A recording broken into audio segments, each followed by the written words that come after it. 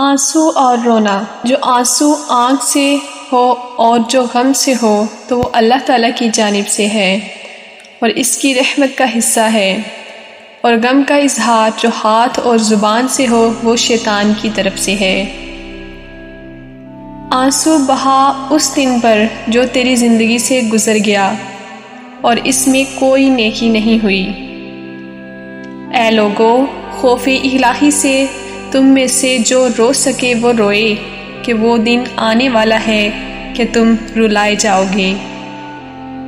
تغیر اساس کائنات ہے، پانی کہیں سحاب بن رہا ہے، کہیں موتی اور کہیں آنسو۔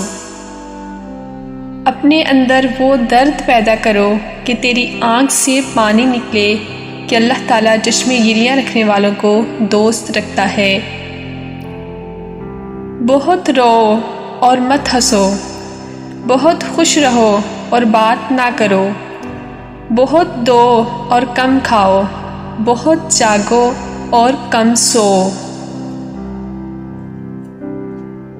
کل سے آج کا جنم ہوتا ہے، خزاں کی کوکھ سے بہار پیدا ہوتی ہے، سوکھے پتے دھرتی کی گود میں سما کر ہریالی اور پھولوں کو روپ دیتے ہیں، آنسوؤں کی حدت سے مسکراہٹیں جاگ اٹھتی ہیں۔ 7 سمندروں کے پانی کے مقابلے میں انسان کی آنکھوں سے زیادہ آنسو بہہ چکے ہیں۔ میری سب سے بڑی تمنا یہ ہے کہ میں ہر آنکھ کا آنسو پونچھ دوں۔ خون کی ندیاں بہانے کے بجائے ایک آنسو پوچھنے کی شہرت زیادہ ممتاز حیثیت رکھتی ہے۔ انسان آنسوؤں اور مسکراہٹوں کے درمیان لٹکا ہوا پنڈولم ہے۔ جو اپنے گناہوں پر نادم ہو کر اللہ تعالیٰ کے خوف سے آنسو بہا دے، اللہ تعالیٰ ضرور اس کو معاف کر دیتا ہے۔ اے انسان، اگر آنسو بہا لینے سے تیری نجات ہو سکتی ہے تو اللہ تعالیٰ کے حضور سچے دل سے آنسو بہا لے۔ آنسو ایک ایسی قیمتی موتیوں کی مانند ہے جس کا کوئی مول نہیں۔ توبہ کرنے کے بعد آنسو بہانا دوزخ کی آگ کو ٹھنڈا کر دیتا ہے۔ آنسو عورت کا سب سے بڑا ہتھیار ہے۔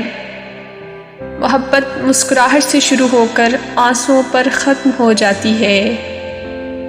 آنسوؤں کی زبان بعض اوقات بڑی ہی سچی ہوتی ہے۔